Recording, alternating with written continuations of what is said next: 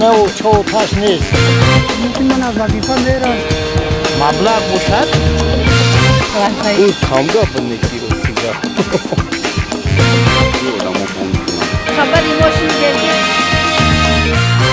аз замони даъвати тирамоҳии ҷавонон ба сафи артиши тоҷикистон беш аз як ҳафта гузашт ва дар ин муддат баъзе аз ноҳияҳо аз иҷро шудани нақша ё гусели дастҷамъии ҷавонон ба артиш хабар доданд. баръакси ин сокинон аз вуҷуди афзоиши ҷалби иҷборӣ ё аблав шикоят мекунанд. суоли аслӣ дар барномаи имрӯзаи мо ин аст ки чаро низоми даъват ба артиш қонунӣ сурат намегирад. ман шахсан фикр мекунам ки аблава аллакай як тиҷорат шудааст.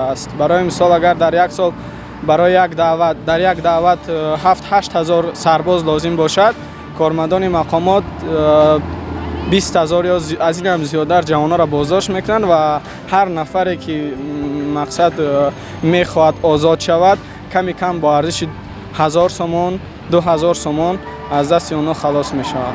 ва ин фикр мекунам ин маблағ бештар аз оне аст ки ҷарима шаваду ба суд кашида шаваду барои ҳар кадоми онҳо вақту намедонам дигар чизо сарф шавад. дар давлати ҳамсоя масалан даъват ба тарзи дигар сурат мегирад. масалан нафаре ки дар сафи қувваи мусаллаҳ хизмат накардааст, ӯро дар мақомоти милиса умуман мақомотҳои интизомӣ ба кор қабул намекунанд.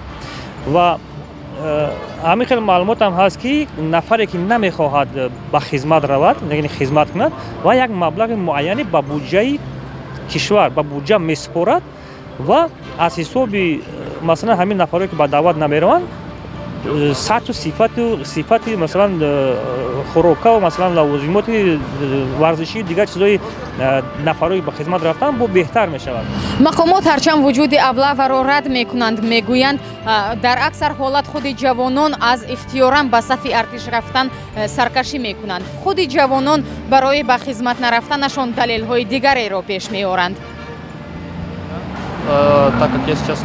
ҳоло ман донишҷӯ ҳастам ва набояд ба хизмати ҳарбӣ равам, аммо пас аз хатми донишгоҳ ҳам намехоҳам ба хизмати ҳарбӣ равам. аз дӯстонам ки ба хизмати ҳарбӣ рафтаанд аз шароити бади артиш шикоят бисёр шунидам, аммо боз ҳам ман бо сабаби он ки падар надорам ва танҳо ноновари хонавода ҳастам ва бародари кӯчак дорам, бояд тебқи қонун ба артиш наравам. сабаби дигараш ин аст ки давлати мо масалан мисли Русия бо сарбоз шартнома намебандад ва барои хизмати ҳарбӣ маблағ ҳам намедиҳанд ба ғайр аз сару либоси низомӣ.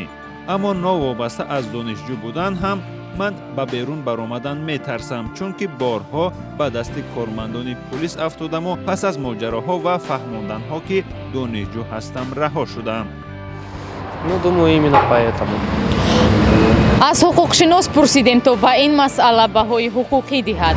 воқеан бояд таъкид намуд ки тартиби муқаррар намудаи қонунгузории тоҷикистон ҷиҳати даъват барои хизмат дар сатҳи артиши миллӣ хеле шаффоф ва бо дарназардошти на танҳо таҷрибаи тоҷикистони замони тошӯравӣ, балки баъзе кишварҳои мутамаддини муосир таҳия шудааст.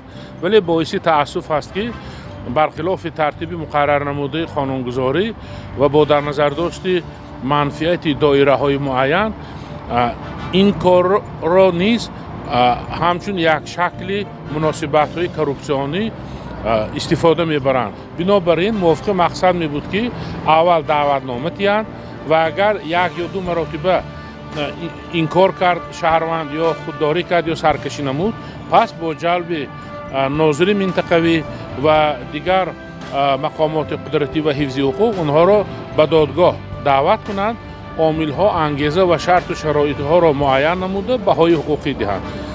дигар ҳолатҳое ки имрӯз мавриди амал қарор гирифтааст ва бо номи аблава маъмулан вирди забон гаштааст, боиси нигаронӣ мебошад ва давлати ҳуқуқбунёд будани воқеияти муосири давлатдории тоҷикро низ халалдор мекунад.